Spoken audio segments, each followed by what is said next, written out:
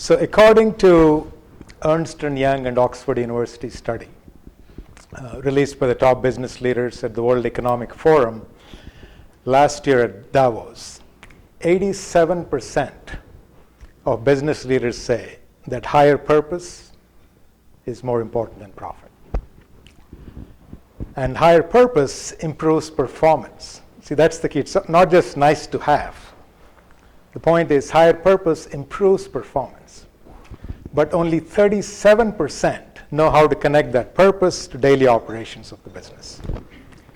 Meaning how we communicate, make decisions, evaluate performance, compensate, strategize, etc. So there is a gap between a noble intent and the practical impact, between the vision and action. That's amazing, isn't it? It's no wonder then, according to the Gallup survey, only a third of employees are fully engaged. 20% are actively disengaged. Right? 1 in 8 don't feel cared for.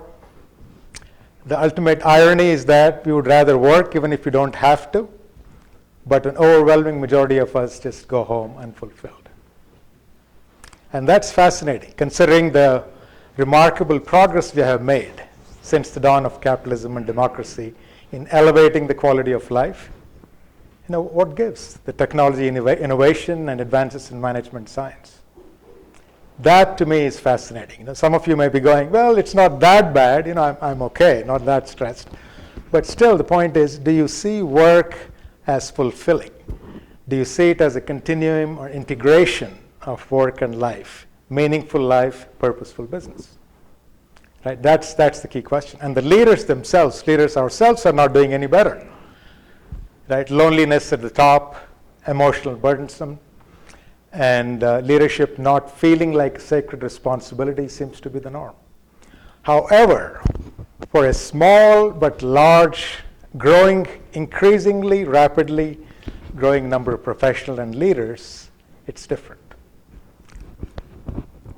It seems to be, life seems to be a flow. Leading purposeful organizations, leading meaningful lives, and in the process, elevating the performance of these new paradigm businesses much higher than conventionally run businesses. That's the good news. Now, this is personal for me, because a few years ago, I was one of those professionals not engaged, did not find meaning or purpose in what I was doing. You know what the worst part was? That was a few weeks right after I started working. I was only 24. Working for an iconic company, for a legendary CEO, living the dream in Silicon Valley, in California. So I had no business feeling miserable, but I was. My daughter would say I was probably having a quarter-life crisis at 24. You know, emotional fulfillment and spiritual purpose, I just didn't find it. There was a lot of intellectual stimulation, of course, a lot of bright, wonderful people working very hard. But that was not enough. And of course, plenty of more money than I needed, having just come from India 2 years ago.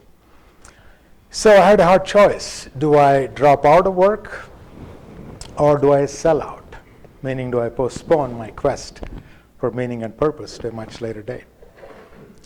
So I chose the unconventional third option. You know, I decided to stick it out, but went deep inside in an exploration of self-inquiry and meditation. And also outside, I started moving from company to company, different companies, different leaders, started a couple of my own, all in the quest to find that ideal place where I can live, show up fully, be myself, be my authentic self. So needless to say, you know, I was stretched. Me and my family were completely stretched in the process, emotionally, physically, financially, certainly spiritually. But eventually the dots got connected and the answers came like they always seem to. So the full spectrum of human motivations, of what it takes for us to be inspired and motivated, became obvious. Not only that, how do you connect that with superior business practices so we can build purposeful organizations? And most importantly, the day-to-day operations of communicating authentically making empowering and accountable decisions, objectively evaluating people, fairly compensating. All the things we talked about earlier in the vision to action gap, that became very clear. So it seems like a blueprint to build a high trust and high performance organization unfolded. So I was delighted by this. As I was sharing and implementing these practices, I began to realize that there's a paradigm shift going on. More and more business leaders and professionals were starting to work this way, leading purposeful lives, leading meaningful lives. So it seemed like we were on a different journey, like some of us here are, as Kevin said earlier too. So what are the secrets and practices of these innovators and early adopters, if you will, of this new paradigm? Maybe some of you are already there, practicing at least some of these practices. But that's the exciting stage we're in. So anybody heard the quote, you have control over your actions alone and not on the results? 5,000 years ago, Arjuna, the greatest warrior of his time, got this advice from his coach Krishna in Bhagavad Gita.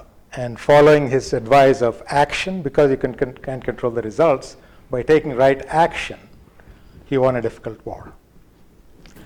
Fast forward to 20th century, John Wooden told his players, play hard, play fair, stick to the fundamentals, and wins and losses will take care of themselves. And boy, did they take care of themselves. He became the winningest coach in college basketball history. So businesses like Barry Wehmiller, Valve, AES, Morningstar, to name a few, maybe now Zappos, are beginning to implement these peak performance principles to build very purposeful organizations, in the process leading meaningful lives. And the best part is being extremely profitable and improving performance significantly. So one must wonder, why is this not commonplace? So how do they do this differently?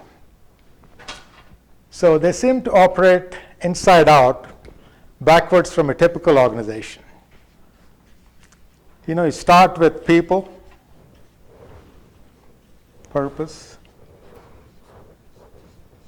that drives the principles. In turn, that drives performance and profit. Barry Wehmiller, for example, they say the reason for their existence is to make our team members' lives meaningful and fulfilling. That's the reason this business exists.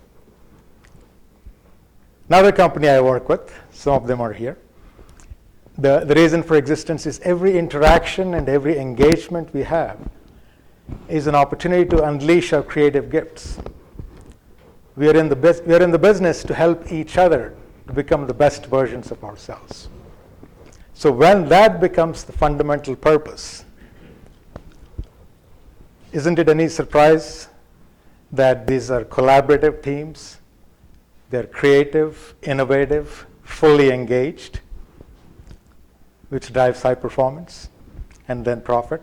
Principles now mean something. They're not just values or statements on the wall, because these principles help push each other, hold us accountable, mutually accountable. Now, some of the conventional organizations, well-run organizations, have their purpose statement too, but they're more business or customer related. For example, let's say Google. Why is Google in the business? They'll say, we're in the business of organizing information to make it easily accessible and useful. Apple has a great why statement. There's a TED talk about that.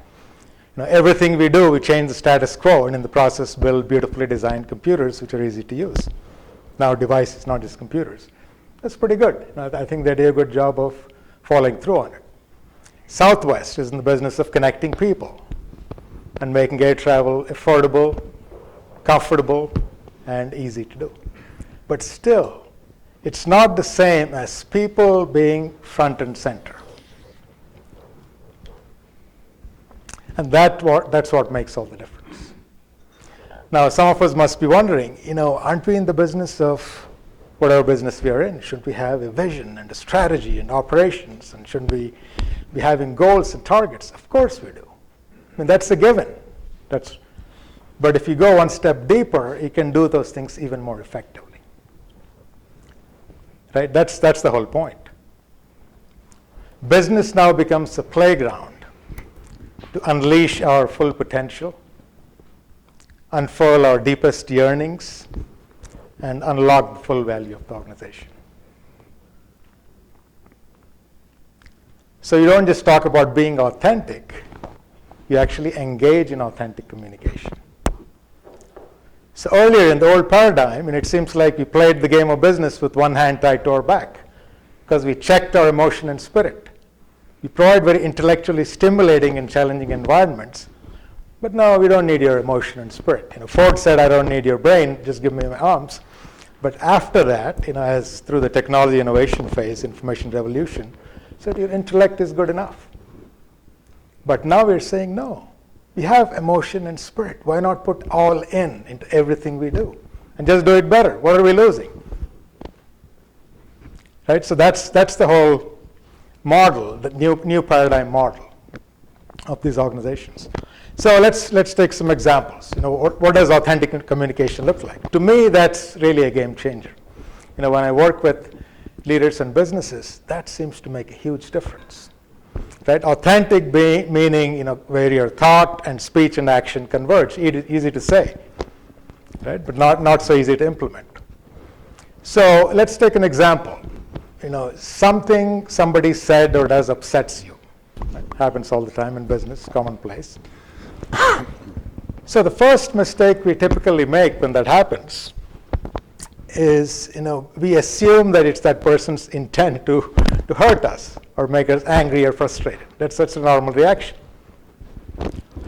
So when you make that assumption and you're sure about that this person is causing me anxiety and pain and suffering, then the normal reaction is this guy's being a jerk. So now you're really stuck. Right? So you've convinced yourself that this person did this to me. You gave your key to happiness to the other person already and convinced that that person is a jerk. Now you're stuck because how do you express that? If you express it and explode, that's a problem. If he's your boss, you better have your resume ready and another job. If he's your colleague, then communication is a problem. That's how we have silos in the business. And if he's a subordinate, he or she may put up with you for a while because they don't have a choice. But it shows up in engagement and not being fulfilled. Or some of us implode because it doesn't help, you keep it in. That doesn't feel good either. So why not follow a third way?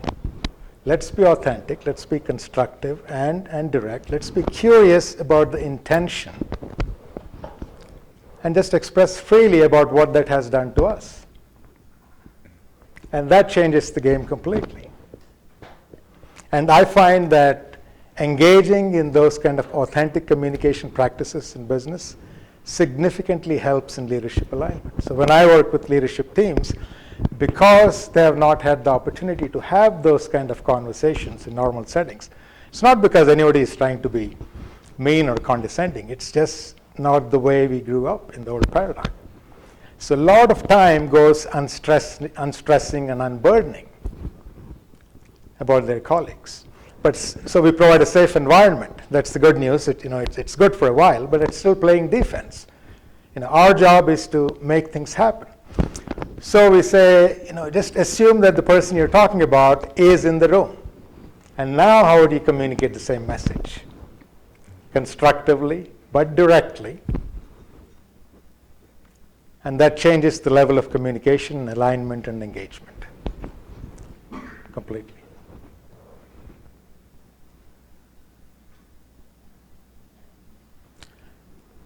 Decision making, right? That's another key. So we have in our model, there is a reason why we have a structure. I don't feel anything is good or bad. It's just the evolution of how companies are, leadership is, people are. So there is a reason why we have a structure. It works. Somebody is accountable. Somebody is driving issues. But the difficulty as we are evolving is you're hoping that the person who is accountable and who's making decisions has the skills to get buy-in and inspire people. Right? He or she is not just pushing a decision and making people do it. So in the new model, that's the minimum requirement. If you're still having that structure, let's make sure that there is inspiration, there's buy-in process involved. And some of these organizations go even further. Leaders now become, instead of being drivers, they become coaches and mentors, help cross-functional teams make decisions. Get the best of both. Right? You don't have to be driving decisions without getting buy-in, or you don't have to be stuck in consensus and analysis paralysis. There's a superior third way of building operational consensus and buy-in, and you make the decision and move. So decision making becomes much faster. So vacations are mandatory and meetings are optional in some of these companies. Now when you're running organizations like that, you're not burnt out, but still you're encouraged to take time off. Fully develop yourself. I was with the company the other day and having one-on-one session with the leader, and somebody knocked the door and said, one of your executives just passed away driving to work. She had a heart attack. And he looked at me and said, Sudhir, she was about to retire in 2 weeks. And the first thought that came to my mind was, this is true, this is exactly what happened. I said, I don't know what dream she has unfulfilled. I wonder what dream she has postponed for later. So some of these companies have what's called a dream day. Some of them call it terminal day. Don't wait for your doctor to give you the bad news. You have 2 years and start the bucket list. Why? Do it at your prime. When you're at work, in business, the business encourages you to live your dream, whatever the dream is. Travel around the world or play Olympics. In the case of Ash, just run a great bank, whatever the dream is, or start a Swiss restaurant. Molly, I think you said a house ranch. So why postpone it, right? Just make it part of your life. And meetings are not as painful. They're optional because they communicate well and they're constantly in touch. But still, there's a way to have empowering and energizing meetings.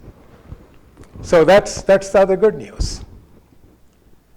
Decision making, authentic communication, living your life fully. As a result, you're deeply engaged and highly aligned. That's what happens in these organizations. So at the same time, we shouldn't be really surprised at the dichotomy we see of great progress, but at the same time, the crisis we face in terms of stress and low engagement. Because our old model, the old paradigm, was one about pushing top down. So initially we assumed we need to push people because they're lazy to get things done. Then we got a little smarter. Then I said, no, we really don't have to push them. Self-interest takes over. So if you motivate them with carrot and stick rewards, then self-interest, self-centered achievement, or if you want to put it bluntly, greed takes over and people will perform. Is there anything wrong with it? No, I don't think so. It's worked well for us. But it's only partial. It's not as effective as we could be.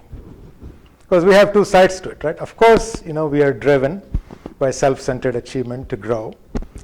But we also have within us, we are also wired to contribute, to connect, to make a difference. Servant leadership, unconditional contribution. So if you don't provide that outlet in business and only assume that only self-interest drives, as long as it's true, it works. But if it's no longer true, as more and more of us are elevating and requiring more from business, from ourselves, from our leaders, of transparency and authenticity, that's when the engagement falls apart. So I get very excited. It doesn't disappoint me to say this, because we are elevating, not falling apart. We're demanding more. And it actually shifts into our socioeconomic challenges too. We're not here to talk about politics, but even polarized society. It really energizes me because there is a reason why that's happening. Past was simpler, not better. It's a lot more complex now. So that's the beauty of the new paradigm and the new model. So we shouldn't be really surprised that the stress levels are where they are. As we are moving up, so I have this called SAM. These are the deficiency needs, security, fear, intimidation, self-centered achievement. These help us, right? So this is where most of the business models or the old paradigm is set up, but we also have a need to master, to contribute, to align our personal passion with business purpose. So that's the opportunity we have. So the operating system that we have is outdated, obsolete, or as some people would say, obsoletal. If you don't fix the old operating system, it becomes lethal to our quest for meaningful lives and purposeful lives. So if you have a paradigm where you have both, we're not saying either or. Don't shift overnight. The model that you have, works fairly well. But as you have more and more people who are conscious and evolved, want to have a new way of doing business, you gradually move based on your context and based on your particular organization. So to do that, we have to overcome some limiting beliefs and misconceptions. One of the leaders asked me one time, he says, Sudhir, don't we need ego to be effective, to be an effective leader? Yes and no. In the old paradigm, it's all about pushing and carrot and stick motivation. Ego is in charge. That can help. But when contribution and fulfillment is the driving factor, our ego better be in check. Because then you no longer can be a kind of leader who can listen and facilitate and let the vision unfold and mentor and coach and advise as the role shifts. Ego, which seemed to have helped us for a while, comes in the way.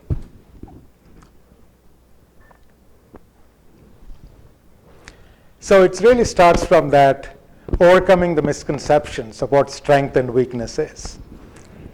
So when your ego is high, self-esteem is low. When the ego is low, self-esteem is much higher. So you can collaborate.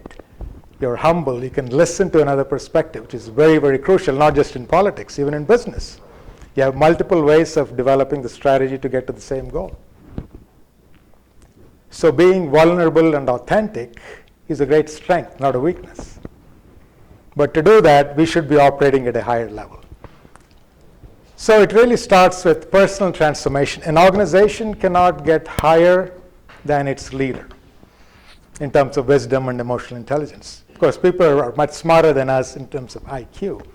But if you want to build this new paradigm organization, it has to start with personal transformation, overcoming our limiting beliefs, like I have done it over the years, overcoming our misconceptions of what strength and weakness is, letting go, facilitate, instead of driving and pushing. So as they say, the graveyards are full of indispensable people. A leader cannot do it alone. He or she needs a leadership team. So you need a team which is aligned. And let's not kid ourselves. People don't follow people, however great leaders we think we are. People just follow a purpose, a higher purpose. So when your company has a purpose, then that's inspiring. And you have people following in an aligned fashion.